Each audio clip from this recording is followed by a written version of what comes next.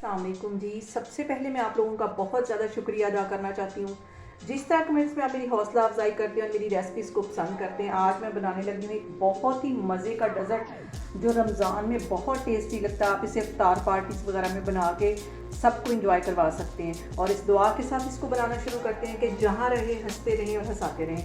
तो चलें जी, ये मज़ेदार सा डेज़र्ट बनाते हैं। और यहाँ पे ये मज़ेदार सा डेज़र्ट बनाने के लिए मैंने एक प्याली के जितने अंगूर ले लिए और इनको दरमियान में से कट कर लेना है कि इतना मज़े का डेज़र्ट बनेगा कि आप इसको ईद पे भी बना के इंजॉय कर सकते हैं। बहुत टेस्टी बनता है और बहुत ही डिफरेंट तरीके से। ये सारे अंगूर इस तरह मैं दरमियान में से कट करती जा रही हूँ। बाकी के फ्रूट भी मैं काटती हूँ तो फिर मैं आपको दिखाती हूँ। और यहाँ पर जो फ्रूट मैं काटती जाऊँगी इसे मिक्सिंग बाउल में डालती जाऊँगी।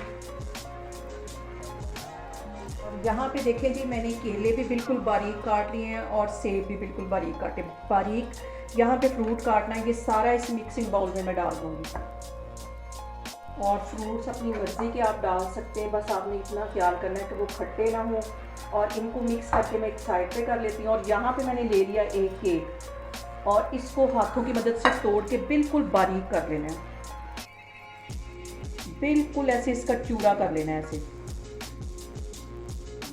ऐसे इसको मैं तोड़ लूँगी सारे को। यहाँ पे देखें जी, केक को भी बिल्कुल मैंने बारीक तोड़ लिया। ऐसे इसको तोड़ लेना है। और एक पैकेट यहाँ पे मैंने ले लिया है स्ट्रॉबेरी जेली का। तो अब इसकी मैं जेली बनाती हूँ तो फिर मैं आपको दिखाती हूँ। यहाँ पे जेली बनाने के लिए मैंने एक पैन रख लिया, उसमें 2 कप के जितना पानी डाल दूँगी, नाप करके मैंने रखा हुआ है।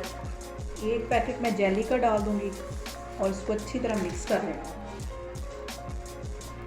और यहाँ पे देखें जी, जेली में बॉयल आना शुरू हो गया। चूल्हा यहाँ पे मैं बंद करती हूँ तो फिर मैं आगे आपको दिखाती हूँ। और यहाँ पे देखें जी, मैंने एक गिलास ले लिया है और इसको सेट करने के लिए मैंने एक बाउल में चावल डाली है ताकि ये हिले ना, एक जगह पे सेट हो जाए। तो सबसे पहले इसके अंदर मैं ये फ्रूट डाल दूँगी जो मैंने काट के रखे हुए थे, बिल्कुल बारीक ये काटे हुए, ये इसमें चले जाएंगे। थोड़ा इसको टेढ़ा कर लेना है। और इसके साथ ही ये जो मैंने केक बिल्कुल बारीक करके रखा हुआ है, मैं कैमरा आपको थोड़ा सा ऐसे करके दिखाती हूँ, ये इसके अंदर सेट कर देना है।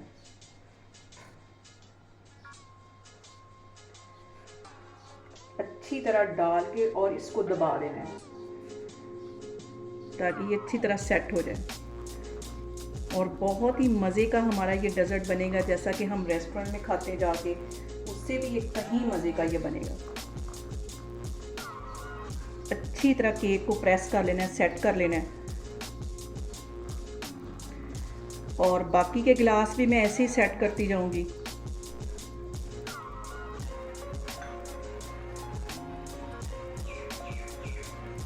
इसी तरह केक को प्रेस कर लेना है।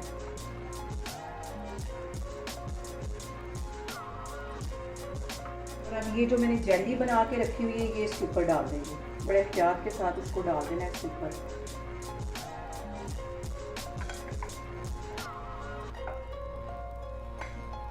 और इसको सेट होने के लिए मैं 10 मिनट के लिए रख दूँगी। और यहाँ पे देखें जी, जो गिलास है मैंने सेट कर लिए जेली डालने के बाद। और अब इसका मैं अगले वाला काम करती हूँ तो फिर मैं आपको दिखाती हूँ।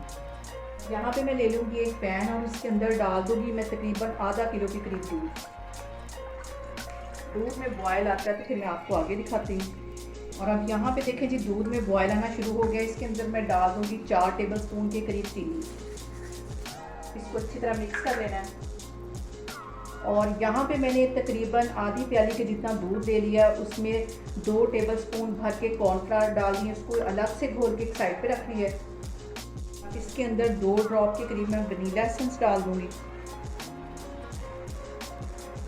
इसको मिक्स कर लेना है।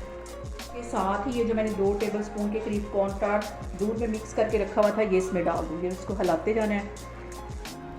और जैसे ये गाढ़ा होगा मैं चूल्हा बंद कर दूँगी और रूम टेम्परेचर पे इसको अच्छी तरह ठंडा होने देना है। और इसमें कंटिन्यूसली इस तरह चम्मच हिलाते रहना है। और यहाँ पे देखें जी, इसको इतना ही पकाना है। चूल्हा यहाँ पे मैं बंद कर दूँगी क्योंकि ठंडा होने के बाद ये मज़ीद गाढ़ा हो जाएगा।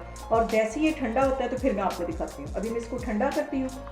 और यहाँ पे देखें जी, जो हमारी जेली है वो सेट हो गई है। और अब इसको मैं गिलास को ऐसे भी खड़ा करूँगी तो ये अच्छी तरह जेली सेट हो चुकी है। और इसके अंदर मैं डाल दूँगी ये जो मैंने मज़ेदार सा कस्टर्ड बना के रखा हुआ है।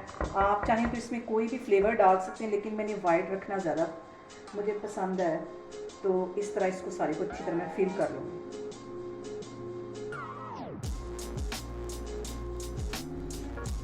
बहुत ही मज़े का, बहुत टेस्टी ये बनता है, देखने में बहुत अच्छा लगता है ये।